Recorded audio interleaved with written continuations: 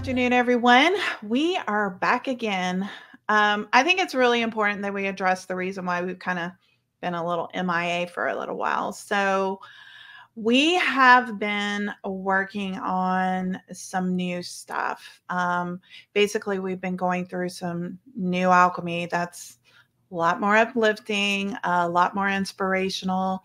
Both Pluto and I have been going through this, and we've been getting a lot of messages about a new direction. And we've taken some time to do some communion together and separately so that we can kind of figure out, like, what is it that spirit wants us to do.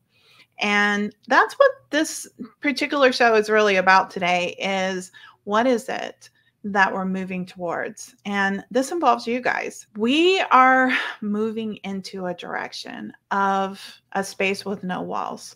So what does that mean? It means that this is a place where you don't have any rules. You can be anything and everything and learn at any pace in any way that you want.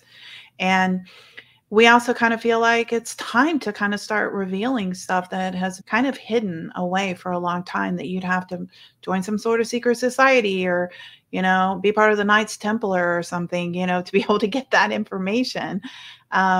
So I'm going to kind of move it over to you for a sec, kind of talk about that one church, that one, I don't even remember what you called it. It's sort of like that everything is all kind of feeling. I'm going to just not put words in your mouth and let you say it.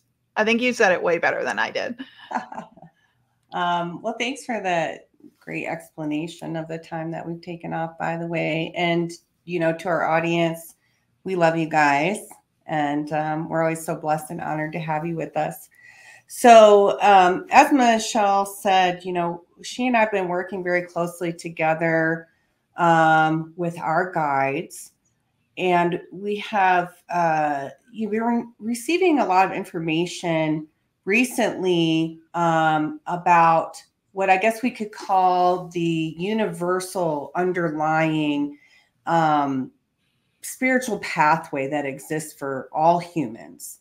And I think that in general, someone might consider this like they might refer to it as a religion or a faith or something, but it was really clarified in our communion work that, these kind of words, because of the cultural manifestation that has occurred over time, especially recently with respect to people's, outlook on religion and faith, it has an underlying connotation of division, right?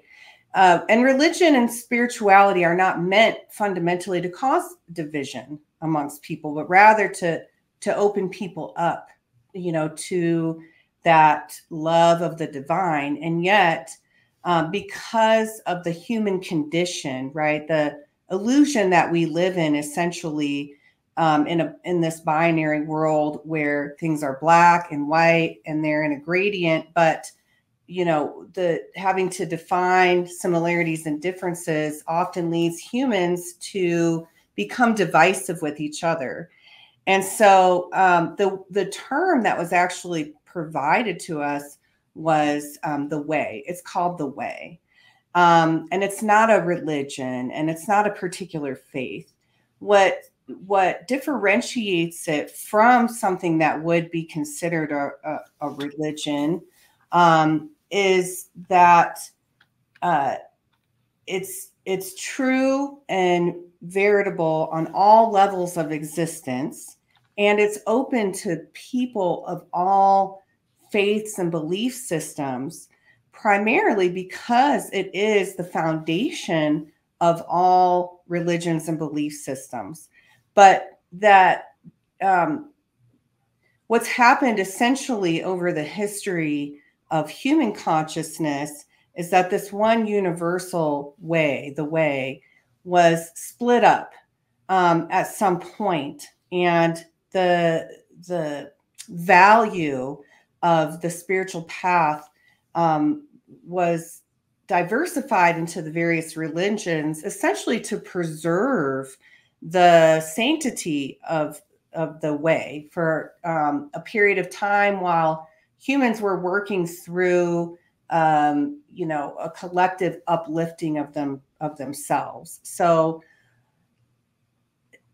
what it does essentially is, the way it was explained to us, is that the one true universal way is not a perspective or an outlook or a faith or a religion that will come through and prove or try to prove or show or demonstrate that it's right and everyone else is wrong, but rather, and this is what I found really compelling, but rather it'll show how all faiths are connected and how essentially each major religion and spiritual path is a puzzle piece to a greater, larger whole. And that the mystical practices of these different faiths. So, for example, with Judaism, we have Kabbalah, as its mystical path. With Islam, we have Sufism as its mystical path. Christianity has Rosicrucianism. And of course, the Eastern systems like Vedanta, Taoism, Buddhism, Hinduism, etc., they all have their own mystical components that allow people to achieve a union with the divine. If you survey these different world traditions, one thing that can be noted is many of these practices are very similar. They may have different techniques that they utilize, but if you should follow one of these paths, it provides the formula over time for a person to become enlightened. And so a person could feasibly, choose to follow any one of these paths and still make it to the peak of the mountain, right? And while the techniques and the experiences may be a little bit different at the base of the mountain, as one begins to ascend in the path of enlightenment, those experiences become more and more similar until people are reaching and achieving these peak stages of consciousness, where they're entering into God consciousness and unity consciousness. And the explanation of those experiences are the same across the board, regardless of which mystical path you take. And certain pathways, like many of the initiatic traditions, like the ancient mystery traditions, for example, were purposed specifically with preserving these techniques in order to protect them while humanity was going through this transition, exploring itself, and has now recognized the divisiveness that's occurred in the world, right? It's almost like humans have had to go through a learning experience of seeing what spirituality should not be, so that humans now can enter into a state of where it should be, which is a unifying principle. So in the end, what the way will show is how, regardless of what faith you may be a part of, your faith is not wrong, but actually is very much, it's correct, and it's beneficial, and it's true, but it's just a smaller piece of a larger puzzle. And that means we're all brothers and sisters in the spirit. I mean, if you follow path of mysticism, you know that fundamentally is a principle of a mystical path. But when dogma gets introduced to mysticism, then we have diversity. Yeah. I think that that's the biggest challenge that most people are experiencing now. They're kind of waking up to seeing that this is, it's lost the essence that it originally was created from and turned into control and dogma. And I think this is a really interesting subject, because what we're trying to do is kind of like open people to understanding that there is no one perfect religion. And and it's interesting because I was raised Christian, And so like I can quote Bible scriptures all day long, right? And so there is in Revelations, there he's saying, okay, to the church of blah, blah, blah, I have a problem with you because da, da, da, da, da, da, da. And he goes through the 12 churches saying, here's what my issue is. This is what you did. And I think that, we as a collective consciousness are starting to see that with all these different religions. Maybe we're the ones that's starting to say, hey, this is what I have a problem with. This is what I have a problem with. This is what I have a problem with. As that God consciousness starts to be revealed within ourselves, we start to realize that there's an issue here, there's an issue here. But most of these religions were not created to be problematic. And if you look at some of these religions, they all have an initiate component to it. And we kind of think of an initiate as joining the Golden Dawn, being initiated into the Knights Templar or some secret society. But becoming an initiate is way more than that.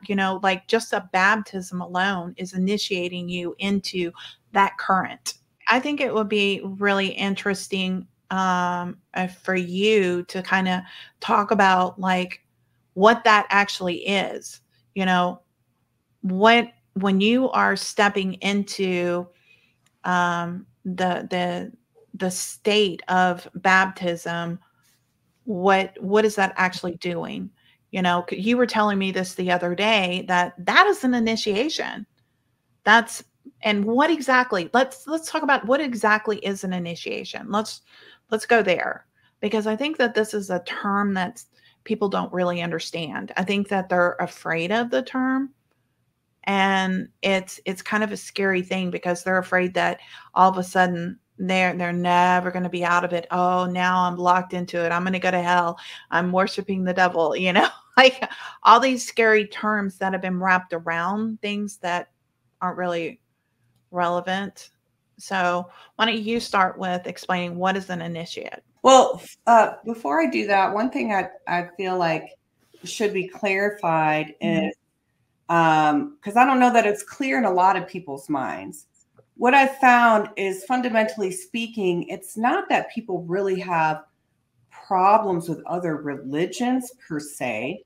It's they have or any religion per se, it's they have problems with the behavior that comes from people who claim to be a part of a religion and use their religion as an excuse to behave poorly.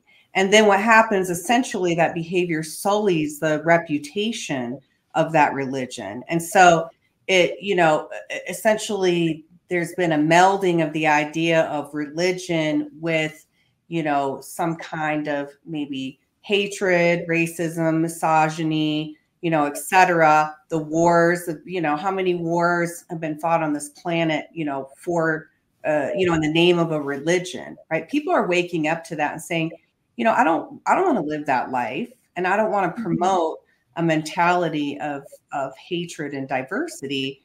But I think it's important to not blame it on the religion itself, but rather to understand it's the human condition which has essentially adulterated that religion and been utilized as an excuse. So. Well, no, I totally agree with that, because you posted something on Facebook that really intrigued my interest. Okay.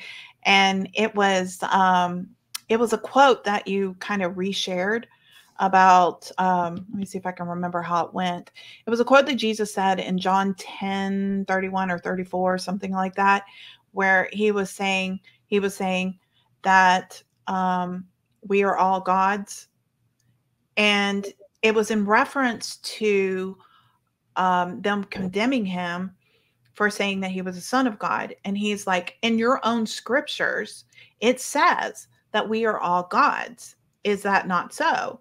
He goes, so for me to say I am the son of God, how is that any different?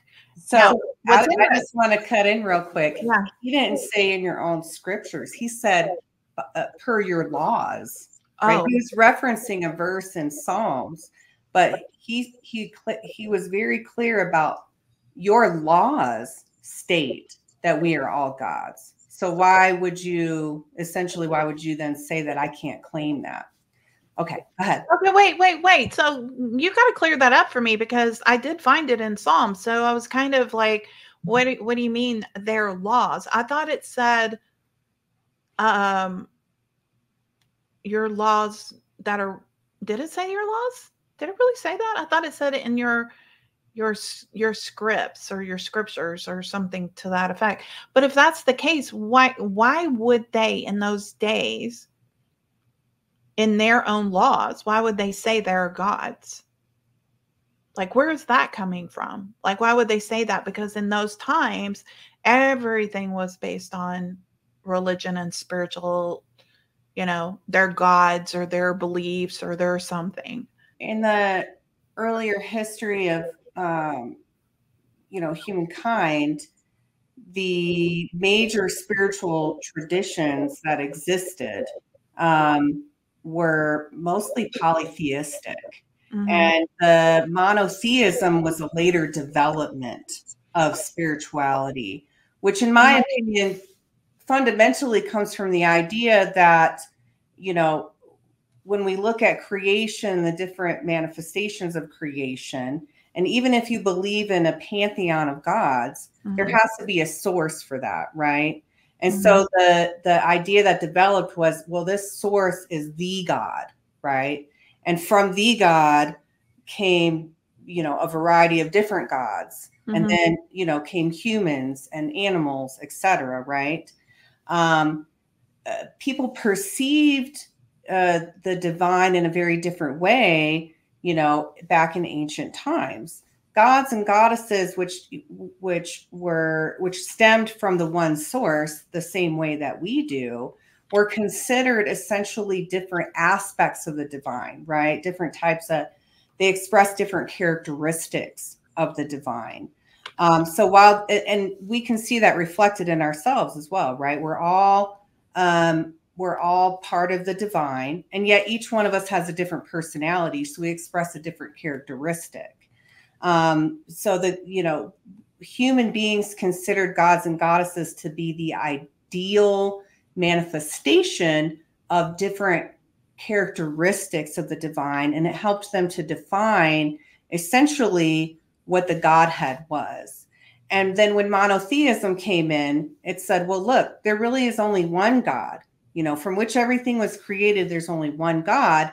And this idea of then that, well, you should only worship the one God rather than, any other manifestations of God, led to the concept of blasphemy being developed and things of that nature, right? And so we kind of see how the intellect and its need to kind of compartmentalize and diversify things in order to define them can also swing into the way of saying, okay, well, if this is true, then this is false, and this can only be one way, and that can be, and so it can't be that way, right? Rather than an understanding that many diverse ideas can actually coexist together.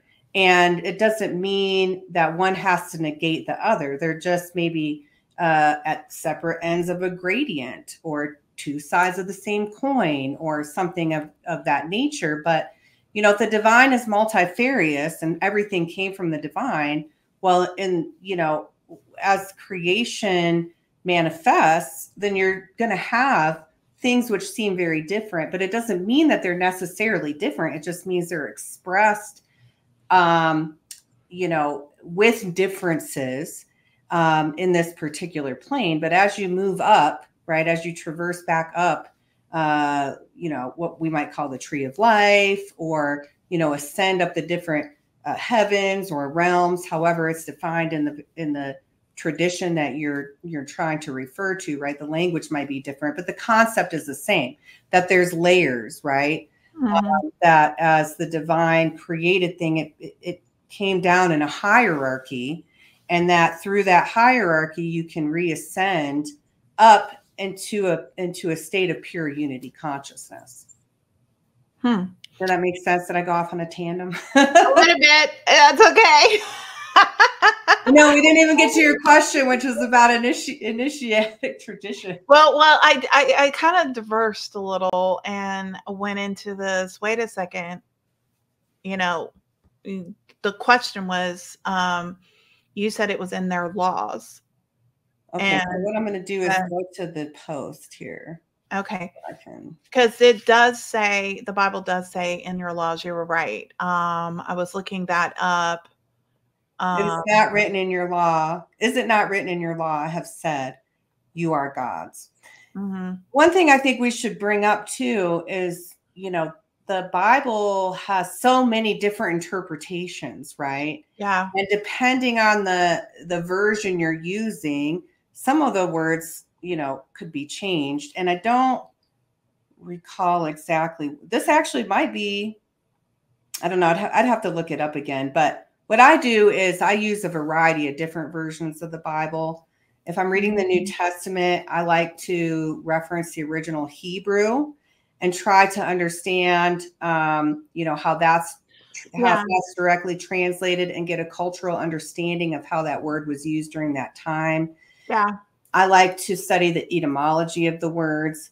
But then I also like to use, there's a version, it's called the Tree of Life version, which is a modern Judaic translation of the Bible that seeks to keep, you know, it may have translated the Bible into English words, but it tries to preserve the cultural context of certain words and phrases and stuff, right? So, well, hold on a second. So I just looked this up and I put it on the screen. I don't know how to pronounce that. You're studying Greek, so you could probably do it. But that word is used for law, and it says that it can be a word for law, but it can also be included in a volume. It could be like a volume or a book of something, and it also says also the gospel. So there's a possibility that that translation could be, I mean, because if you think about it, why wouldn't it makes more sense, because they were such a religious culture, to say, hey, it is written, this is what you guys go to. It's more like the law of the gospel. It makes more sense in the translation to kind of see it from that angle versus to see it as a legal thing, you know? Right. Yeah. Well, so law can be translated as something that's a legality, right?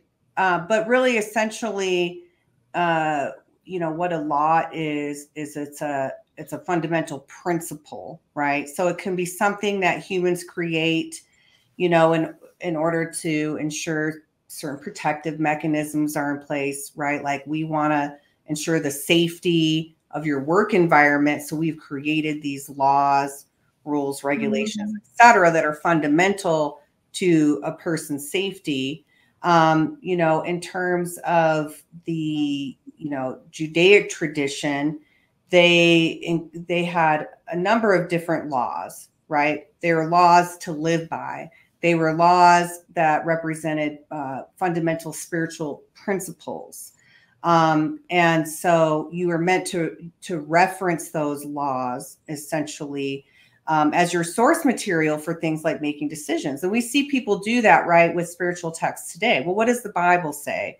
What does the Rig Veda say? What does the Bhagavad Gita say? You know, what does the Quran say?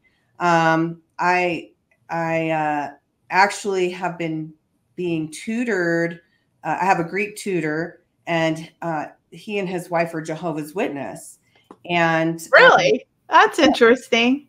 Yeah, and you know, while I admit, I have to admit, I don't know much about that particular denomination of Christianity.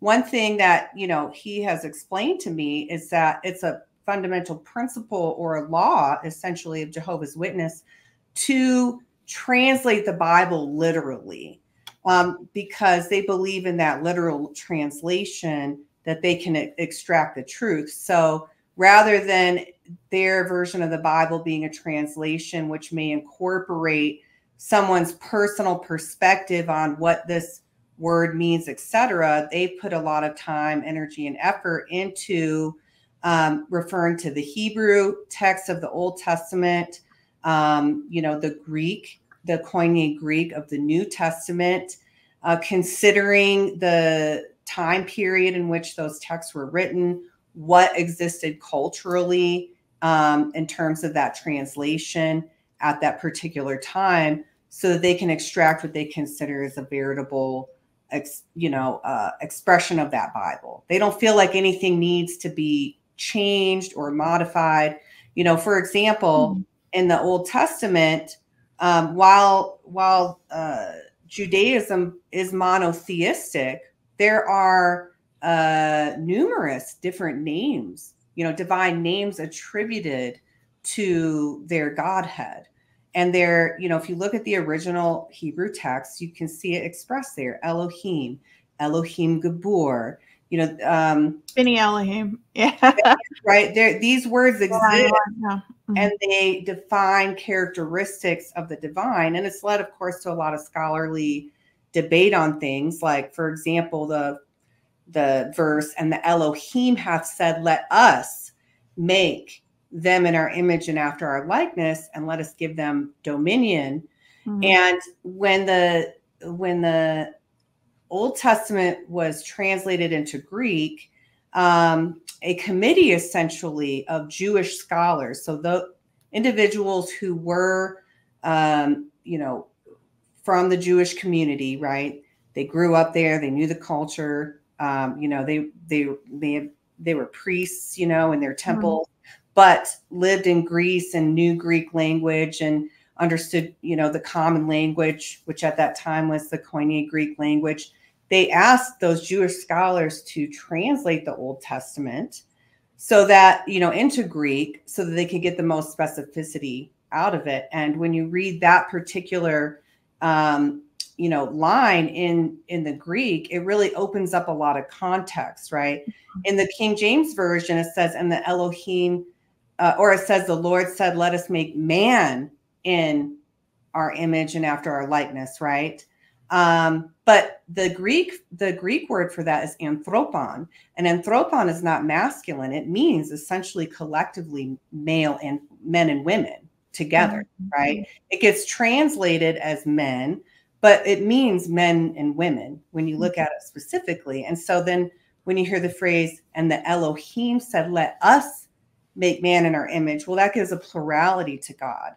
So it shows that the ancient people may have been monotheistic, but still recognized or believed that God had different manifestations of its caricature that came forth in certain acts, like creating male and female, destroying the Tower of Babel, certain divine names or characteristics of God are utilized in those particular passages to indicate a particular energy or essence of the divine that was present in that particular act. To me, this subject right here is probably one of the most interesting subjects, because I can get into like the original language and what that means. And so many people have moved that into aliens, using our DNA to create us, that whole thing. And that this was Marduk and all these other different, what they thought was aliens, that there's this whole like theory behind it. And I don't really want to go there. I'm not going to dispute and say that's wrong or this is right. What I am going to do is do like what we're talking about. It's like, let's just look at the actual translation and what that means. And, God is broken up into a multifaceted aspect. There's so many different names for God because it represents the different aspects of God, or the different parts of God. And that's where, quote unquote, the Elohim come from. And we could dive into that way deeper and really get into the deeper studies of that. And maybe potentially we will take it to that level, because we are, the purpose of this this particular video is to kind of get into, hey, we're going to bring this knowledge to the table.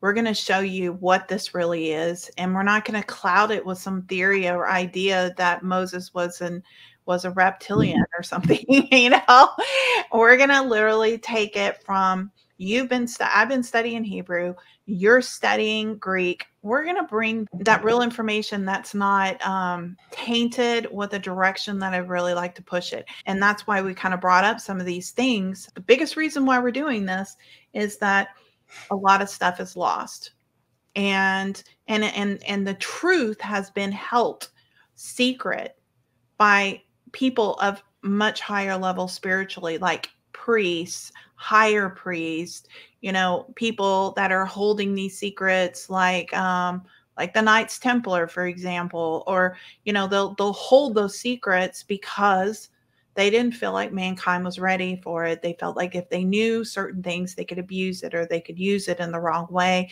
They didn't want people to have that kind of power. And that's the bottom line. This is why the stuff was taken from you, is because, and put it in this little bitty box and said this. And then through time, you've got people, not everyone, because I've known some really great pastors in my life, but you do have some that have a mental agenda. They get on this, they want to take you somewhere, or they have their own prejudice, and they want to find something in the Bible that holds you hostage to that prejudice. Yeah, the way I like to look at it is, and it's something that I've seen over the years, I've witnessed it, is the idea of assuming that a personal revelation that you've had must be universally true. There are universal truths, but when you are actively involved in a spiritual path and you are engaging in spiritual practices of purification of the consciousness and union with the divine, you may receive certain impulses or communications or information, revelations, etc. And they may be just for you, or they may be just for you for that time, right? You may be given a certain revelation for one period of growth. And then when you move into a new period, right, that really no longer, what's the word I'm looking for? It becomes obsolete, right? It doesn't mean it wasn't true. It just means it was true when you were at that level of consciousness. But when people start to become when they become very connected to the Holy Spirit, they become naturally elated in the spirit. Right. And this actually can become a temptation. Not that the spirit is a temptation, but that, due to the imperfections that exist in the human consciousness, when it's not completely pure, it can be adulterated. So you may hear truth and then adulterate it with your own human impulses, and then decide that, this revelation, this truth that was given must be true for everyone. And that's how you have the formulation of things like cults. There's a tendency when people first begin to seriously explore a spiritual path, for that individual to be very impressionable, right? And I attribute this, to a few different things. One, as we're growing up in our society, we're conditioned to believe in a hierarchy of experts, right? You start going to school when you're very young and you're told that the teacher knows everything and you need to listen to the teacher. And it's not until maybe later on in your life, if maybe you go into higher education or something, that when you start to become the master of that particular area of study that you're in, like science or something, right? That you're kind of given more like leeway to question things, right? Now, analytical thinking is something that should be fundamental to our educational system, but that's been withdrawn over time. And so what's resulted from that is a collective of individuals that believe that if somebody's in a certain position, you know, in terms of education or work or something, that they're right and you're wrong, right? You have to be the subordinate. So when somebody comes into a spiritual path, they know nothing about it. They're very impressionable because they have the leader of the church or the guru or, you know, whomever it is telling them, like, if you follow this path, your life is going to be perfect. You're going to learn how to be a better father, a better wife. You know, you're going to learn how to deal with stresses. And then you're also going to have this beautiful connection, you know, to the divine. You know, a lot of people are very frustrated. You know, they start getting into spirituality because they see this kind of material existence, the obsession with material things, and, you know, the diversity and hatred and stuff are not providing them the quality of life that they want. So they want something new and different. And so they're willing to listen to anything and everything. And when you have a corrupt spiritual leader, they very much take advantage of that impressionable phase of someone's spirituality and the fact that most people in our modern society have been conditioned to essentially just, you know, take without questioning anything that's told them by somebody who's in a leadership position. So, you know, this has resulted in a lot of unfortunate events, you know, over time with cults and, you know, different religions and, you know, various other areas where people get manipulated and then oppressed, and they also start to formulate their own ideas of diversity and hatred because they're told essentially this is the only way, there's no other way. And so that means you're different from the other group and you're right and they're wrong. And so what's the natural tendency after that? Well, hatred, right? It's like, well, if I want to be right and I want to validate myself in this spiritual path, then I have to devalidate all the other spiritual paths. Otherwise, it can't be the only one that's correct. I have a lot to say about all that, and I just lost my train of thought. Okay. You know, I was just thinking about a lot of times when people start going through the awakening state, one of the very first things, the messages that they get is you are a God, you are Christ. And people take that literally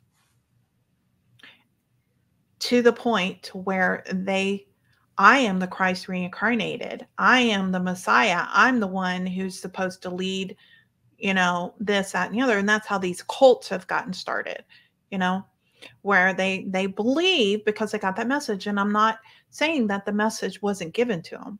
You were absolutely right. It's about where you are in your spiritual development to be able to understand that message. I remember when I was working with Patrick, he said that until you understand the message of the spirit, you can't take everything so literally, because they can say they can show you an apple, but an apple can mean many different things.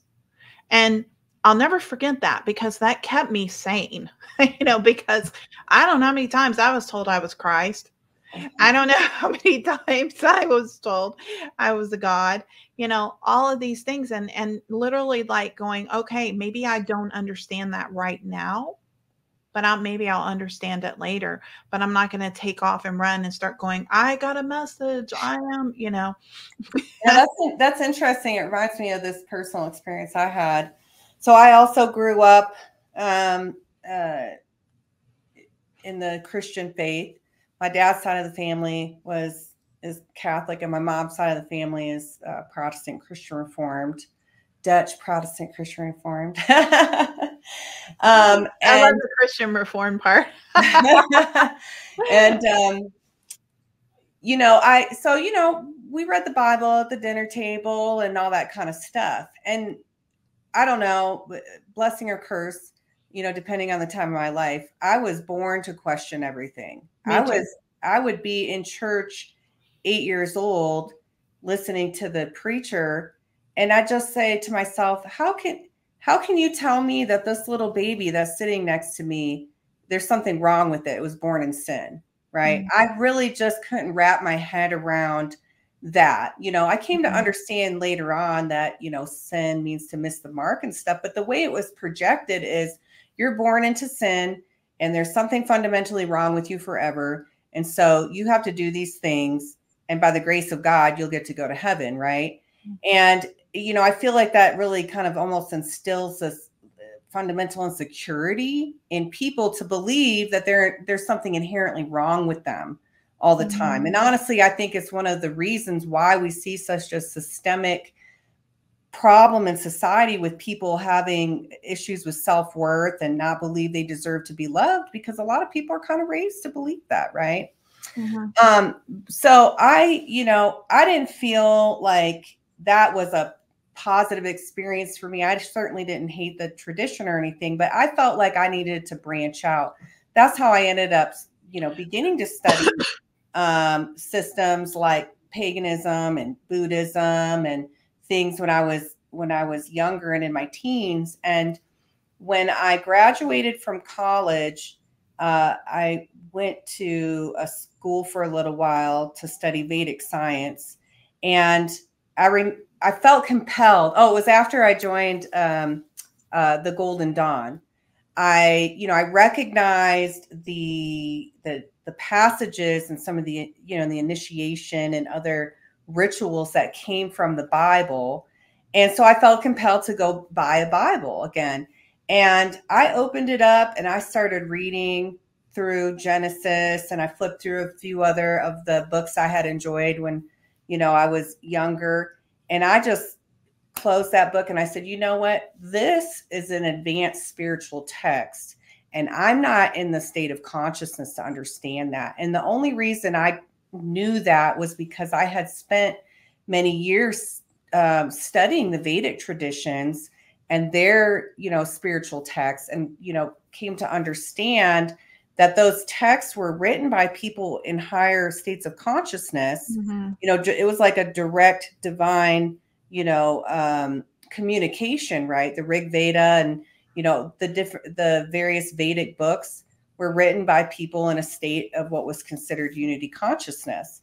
And so when I started reading the Bible again, I was like, well, this is no wonder it leads to so many problems, because in order to truly understand the depth of the scriptures, you have to be in a certain level of consciousness. That doesn't mean that you shouldn't read it at all, right? Because there's different layers, right? There's the moral and ethical layer, that exists, that teaches people, how to live a good life. But then there's the deeper layers, pertaining to the spiritual wisdom, related to the higher states of consciousness and real union with the divine that exists. And you can't get that when you're functioning in a binary state of consciousness. And this is why, churches and the Kabbalists and everything spent so much time, when you're in the priesthood or you're a Kabbalist, you spend so much time purifying your consciousness, because how can you really understand the truth of something when the mirror that you have has been kind of tainted over time by, societal conditioning, pressures, your own view of yourself, your own view of the world? You have to be able to have a clear mirror. And part of the process of clarifying the mirror of your consciousness so that the spiritual wisdom can be reflected in your consciousness accurately, comes through letting go, a process of letting go of everything that you once believed, so you can start almost from square one, but allow God to bring that messaging to you. So this is one of the reasons why I think churches which have maintained a mystical component, in their religion, tend to be more positive in terms of their outlook of other religions, and have a more kind of like unified perspective. Churches who focus fundamentally on the rules and the regulations and such tend to be more dogmatic, and the temptation to lead to oppressive ideals becomes more common in that situation. Yeah. And what this is, I know that we've kind of gotten off track, but this is a very interesting subject. It's like, on and on. Oh my God, you and I start talking about this stuff and it gets really interesting. I remember I quote Patrick like I quote the Bible. Okay. So he was a very impressive person in my life. So I remember one time when he actually came to Caleb's funeral, my sister's son that passed away. And I was sitting next to him, and there was I forget what it's called, those little flyers that they pass out that tells you what's going to happen in the progression of the funeral. Like, here's what they're going to say first, then they're going to do this. And there was some Bible scripture in there, and he looked at it and he goes, they have this all wrong. That is not what was said. That's not what was done. And I'm like tapping him on the leg going, it's okay. It's okay. And he reaches over and he goes, the Bible was not written for man. He goes, it's at a higher level of understanding. They're not supposed for them to understand, and he was like real dramatic about it. He's like, they don't understand what they're reading. And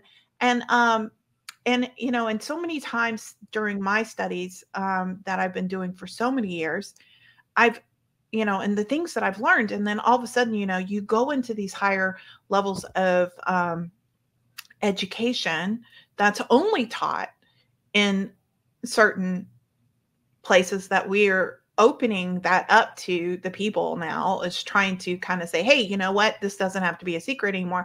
And one of the things that I learned was that, like in Revelations, it talks about, those different horsemen that come out, the face of a lion, this is a representation of a specific angel.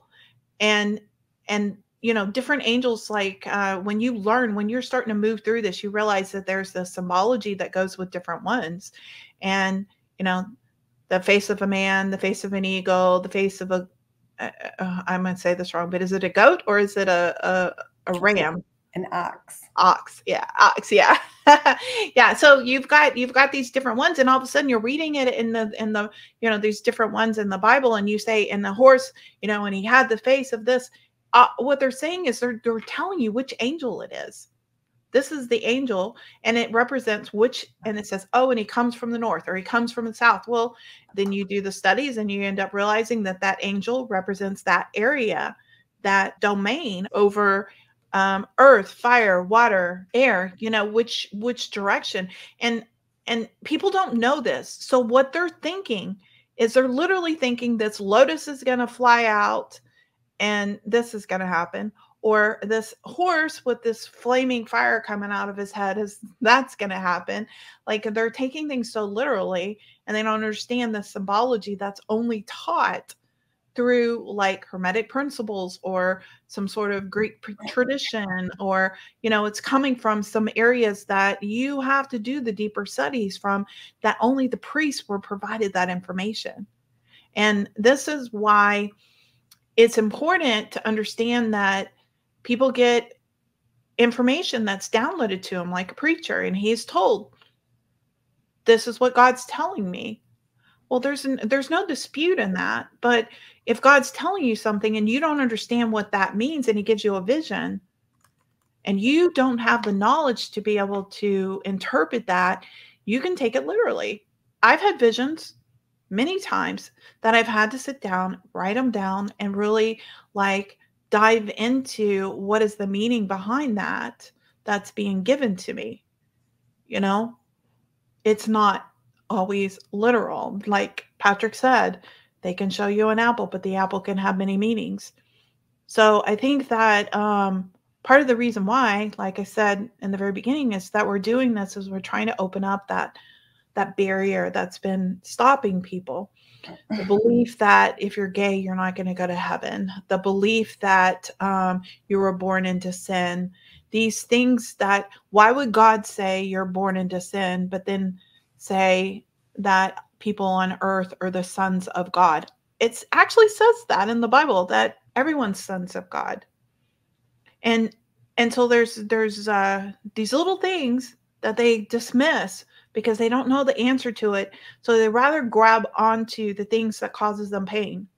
Like, oh, and it, like you said, it antagonizes or supports the lack of self-worth and this idea that we have to be rescued.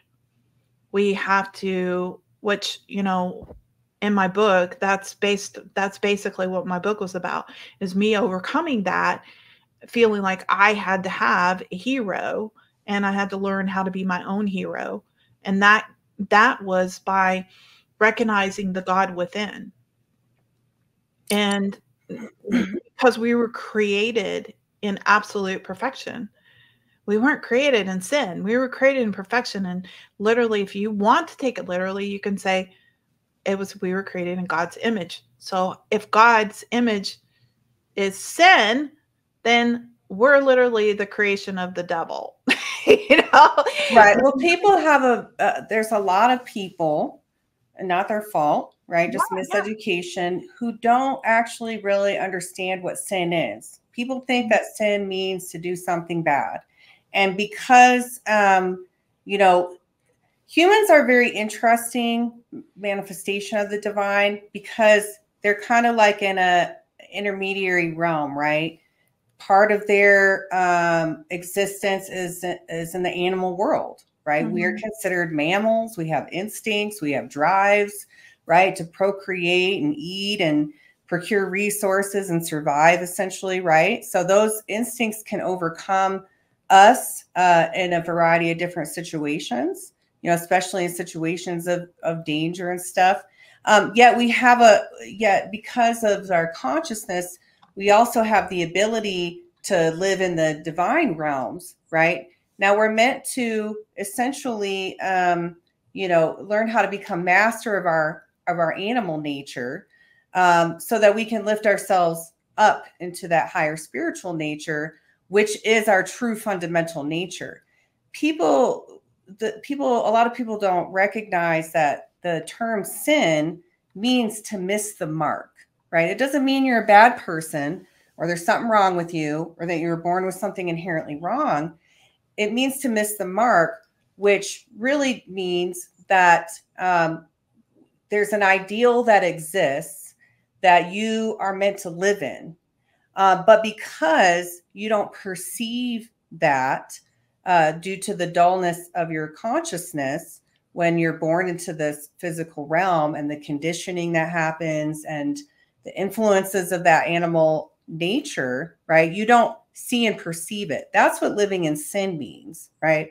When we're born into sin, what that essentially means is that we're born into a state where we don't necessarily recognize our divinity. So we're missing the mark. Do you think that it also, you know, has to do with being born with a veil? So it's sort of like with that veil, we forget who we are so that we can kind of go into the classroom without, oh, I'm divine. I already got it. You know, it's like you forget. So it's sort of like you're being born into this dark world, not necessarily that you're dark, but you have to learn how to overcome that darkness and raise into a higher level of consciousness to realize that this is not you. It's just the space you've stepped into. You know, I like to kind of think of it like, and say you go into, I'm going to get kind of crazy here, but let's say you're like prim and proper and you walk into an S&M club. Okay. And there's all this crazy stuff going on and people are, you know, like tied up on crosses and all kinds of weird stuff happening. And there's some like really heavy metal music playing, does that mean that because you've walked in there that you are now that? No, you're just walking in here and you're like, let's say you're straight and you accidentally walk into a gay bar. Does that mean now you're gay? Like it's not you walk into a space that doesn't mean that's who you are. I am I consider myself Christian on a lot of levels because I still follow like that Christ consciousness belief structure. But I also believe that I'm like above all the dogma and way above that. And I do recognize all religions as equal. Okay. I also consider myself a Buddhist and a Taoist and want to be a Hinduist because I love the Hindu stuff. You know, I always have the statues and stuff. There's that. But what I'm saying is that there is, just because I am that doesn't mean that I'm locked into that hole. Okay. You know, I'm expanding my consciousness and opening it up to all different perceptions and beliefs and being open to everything and not closed off to anything. It doesn't mean that I'm going to buy into it. There's certain things that I'm just like, absolutely next, no, that's not happening. And maybe later on, I might even change that perception as I grow and I understand, you know, more. But all of this, it all has to do with the level of consciousness that you're in. And I don't know if I think I lost my train of thought there. No, I think you're still consistent. You know, no, I definitely think you're right. You know, there is an interesting phenomena about the human existence in which when we're born, you know, so personally, I believe we do have some recognition early on. I just think it gets conditioned out of us, right? We're told, no, you didn't see that or experience that. You can't talk to God. You know, you're told all this kind of stuff when you're young because it's an antithesis of the material mind, you know, that's present in society. And that necessarily, it just kind of really ripens the field, or it, you know, for a person to misidentify with this environment that we've been born into, right? And so we have a very limited perception, and it's easy for us to identify ourselves with that when we get locked out of the other layers of that exist, right? I mean,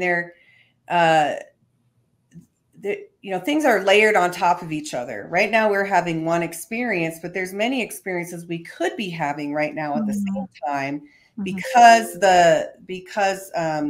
you know, things exist on top of each other, right? If you and I wanted to stop having this conversation and start having a spiritual communion, then the experience we would be having would be, you know, in Yetzirah, it would be in a higher realm, right? But we didn't leave this physical space, right? We've come to recognize that there's a number of different spaces that are superimposed and which we can tap into. And that necessarily expands your understanding of reality. And that fundamentally alters your perspective on everything, you know, on what laws are and how you work within particular sets of boundaries and where you have freedom to work outside of those boundaries, and the belief system that you have about yourself and other things. And, you know, when you see that things which seem diverse can actually be integrated together, then it changes your idea and understanding of what is reality and not reality, what's right and what's wrong, what's sin and not sin, you know, because you can't go back to a black and white perception when you now see that there's so much more that exists. No, I know. And I think you're absolutely right. And I think that just because you're born into a world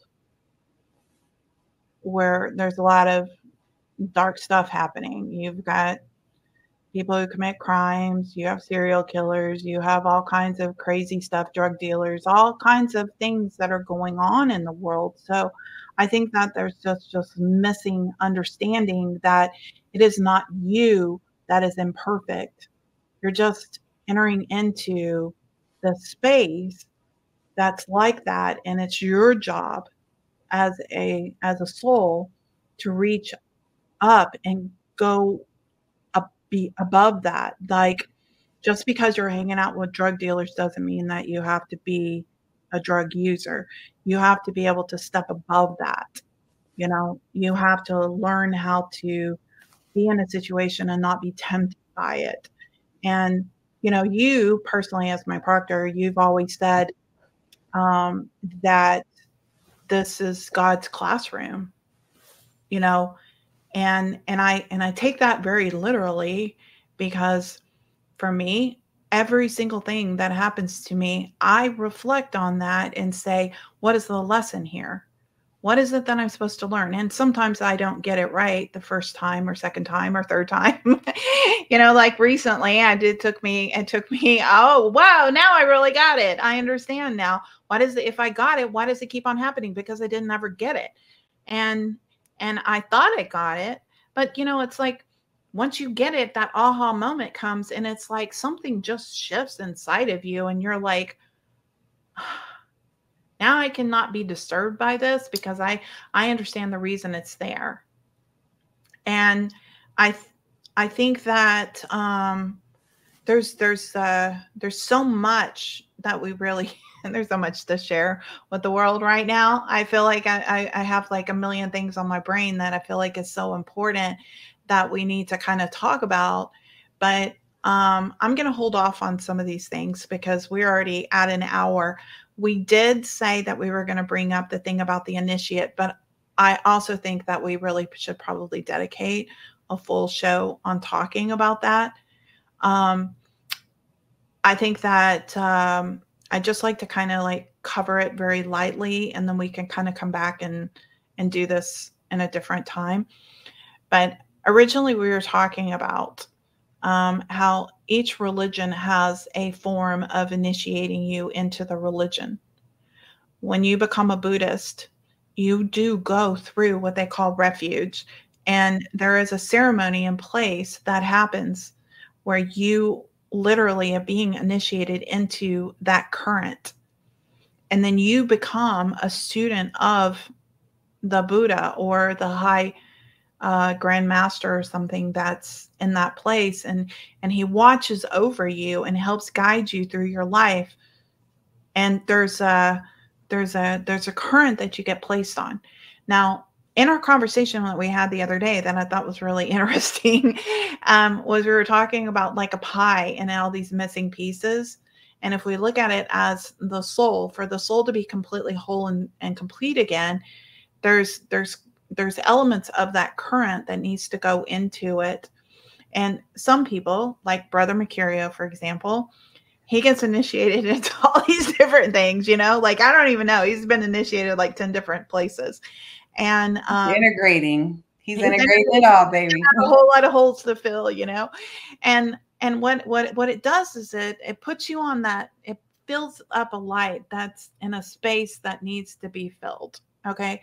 So if all you need in this lifetime is to get baptized and get into that current, and that's all that you need in this lifetime, maybe in another lifetime it'll be something else. Some people want to rush through their enlightenment stage, and they do it in one lifetime, or, you know, they're like, you know what, this is taking too long. I've done this 100 times. This is my last time. So I'm going to go ahead and yeah. You know, I was reflecting back on that, and I was thinking about how many times I've been initiated. And I found that really interesting because I was initiated into Christianity through baptism, then through Buddhism, then through Taoism, and then when I got into the Golden Dawn, there's like all these different levels of initiations. Like, you're going through different levels. Like, okay, now you're in this stage of alchemy. now you're going to be initiated into the next level. And you were telling me, which I'm going to let you have the stage in a second. You're telling me about like Greek Catholicism has something very similar to that, where you're going through these different initiations or levels. You want to kind of explain that? Yeah, so they're referred to as sacraments Uh-huh. in the Catholic and Orthodox faiths. Mhm. And there's a number of different sacraments that a person can go through. There's the sacrament of marriage, there's baptism, there's the sacrament of marriage, there's the sacrament of holy unction, which is like a transmutation utilizing oil. There's the sacrament of priestly offices. There's the sacrament of transitioning, into death when you get last rites. That's considered a sacrament. When you take the Eucharist, that's considered a sacrament. The reason these could be considered different initiations is the purpose of the sacraments is to transmute you, right? The Catholics don't have as many as the Orthodox tradition does, but there's as you noted earlier, with an initiation, there's a transmission of what we call, as Golden Dawn magicians, a current, right? What's that current? Well, it's a divine energy. It takes the energetic body of the individual and essentially instigates the process of purification and a deepening of a person's spiritual connection with God. It doesn't necessarily happen right away, right? It could, right? Depending on if that person's consciousness is ripe in the moment. But usually what happens is you get the initiation and it starts to facilitate that transformation. And so you start to have experiences that come into your life that, they may seem like they're challenges or tests or something, but essentially what they are, is it's an introduction of an experience that's meant to force your consciousness, out of an attachment or an addiction or a perception that isn't quite in alignment with the truth. And so then, as you have these different experiences and you work through them, you purify that aspect of yourself. And that's what the initiations do.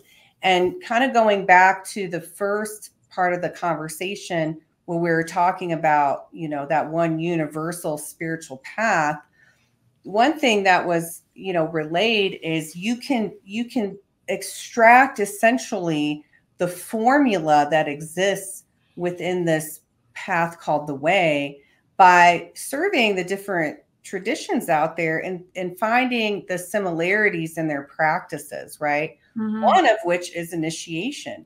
Initiation is so fundamental to the human experience that you see it in all kinds of things, right? If you want to join a fraternity or sorority, you go through an initiation.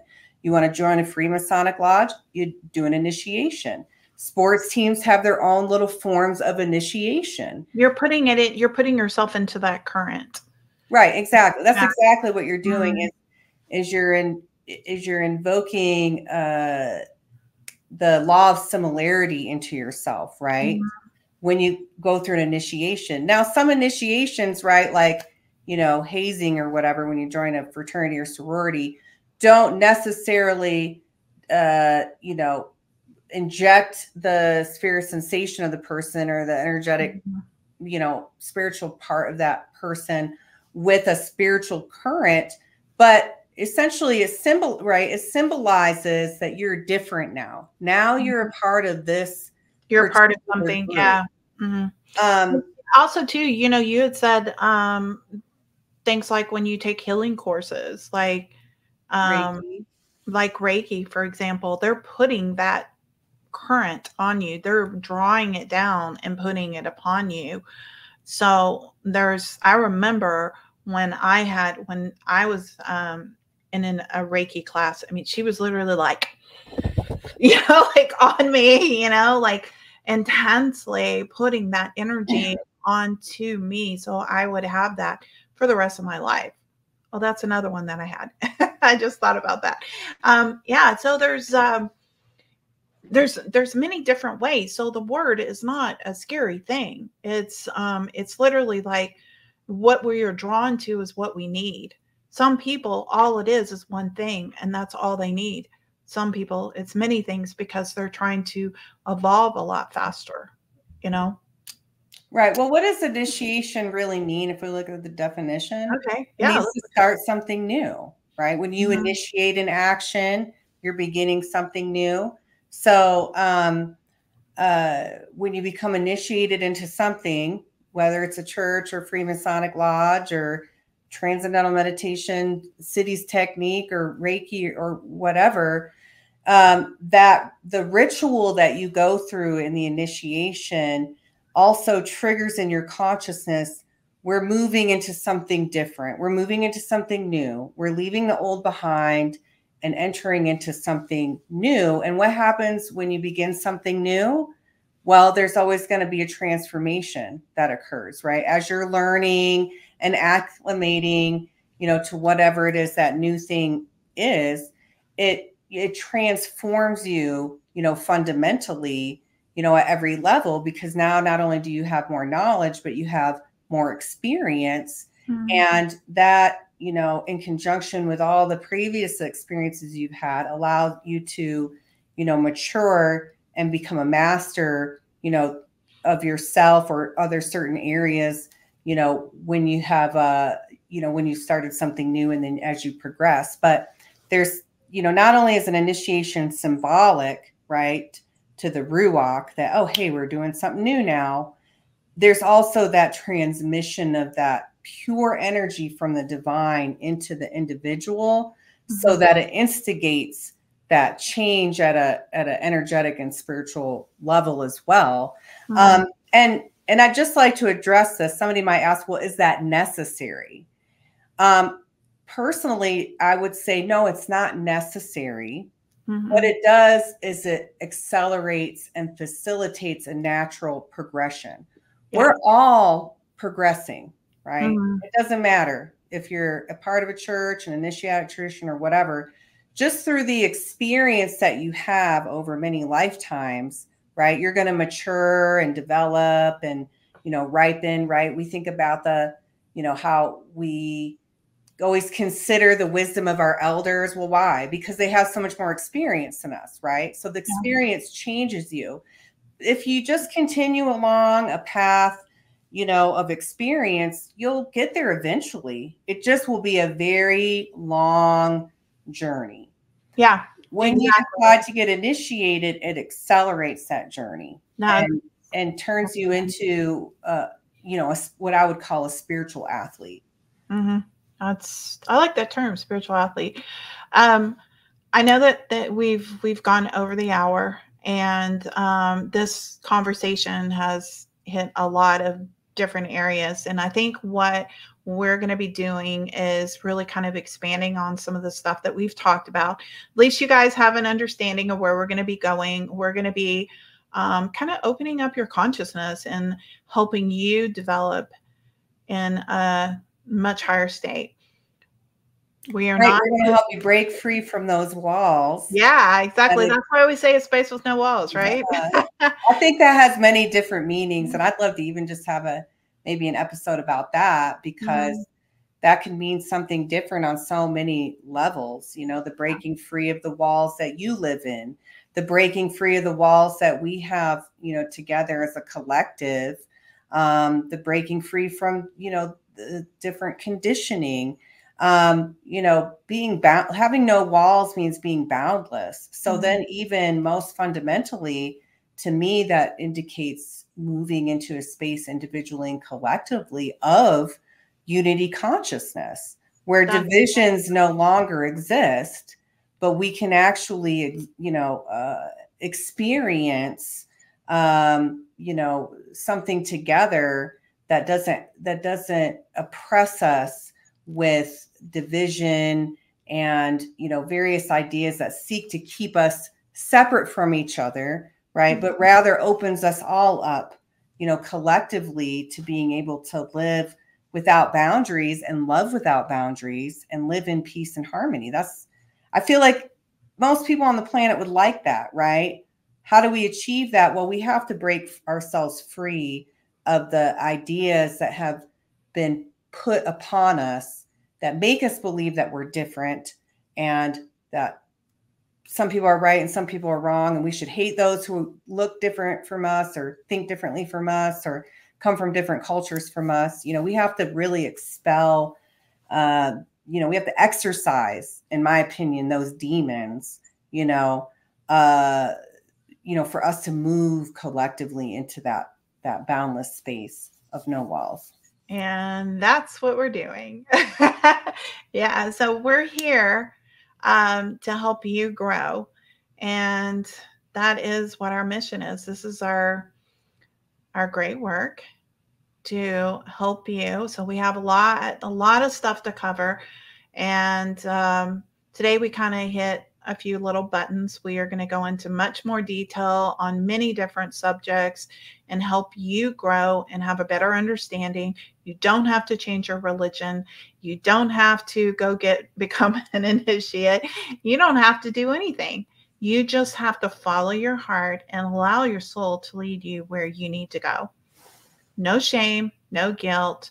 Just allow the divine to lead you in the direction you need to go. And with that being said, we're going to say goodbye. We have lots to show you.